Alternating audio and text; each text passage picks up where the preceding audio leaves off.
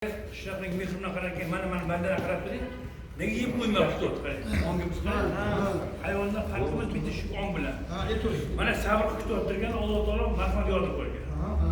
Mana sabr bilan kutib o'tirganki Allohning buyruq farmon Allohning kalimasi kerak ekan. Shunda og'iz ocharkan, shunda duo ocharkan. Endi Alloh rozi bo'lgan har bir narsa amrorni qo'ygan. Mana shom namoziga yig'ishdan oldin hozir keldik. Mana qisqasi mana masjidda ne'matni Alloh beryapti aziz birodarlar.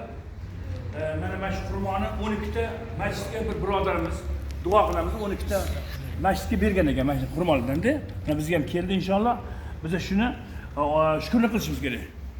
Hop, keyin u yerda Do'rmon masjidida bir Abdushukurga ketgan imom noyib borlar, shuni taqdirlagan xurmolarni, mana qog'ozlarni taqdirlagan odamimiz bor.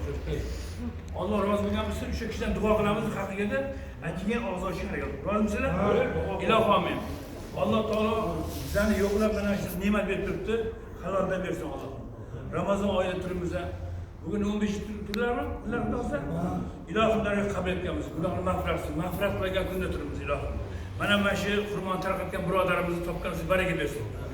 Xo'p, o'shani tashabbus bilan bizga Abdushukur aka, ya'ni imomimiz bosh imom shotligi Alloh rozi bo'lsin tarqatdilar. Alloh ularga barakasiga ming bersin. Hop, ilmni ziyorat qilamiz. Tayinli sog'lik, uzoq bo'lsin. Masjidni obod qilsin, hammaga xizmat qilsin. Alloh ajrini qo'yib bir ikki dunyo saodatini Alloh hammamizga nasib qilsin. Amin. Xurmoni tarqatgan birodarimiz 12 ta masjidga tarqatdi inshaalloh. Ularni ham bolalardan qori qurro, olim ulug'lashsin. Sizlar ham bizdan ham olim qurro, qori bizlarni quvontiradigan boshimizga tosh kelib farzandni Alloh ko'paytirsin. Amin. Allohu akbar.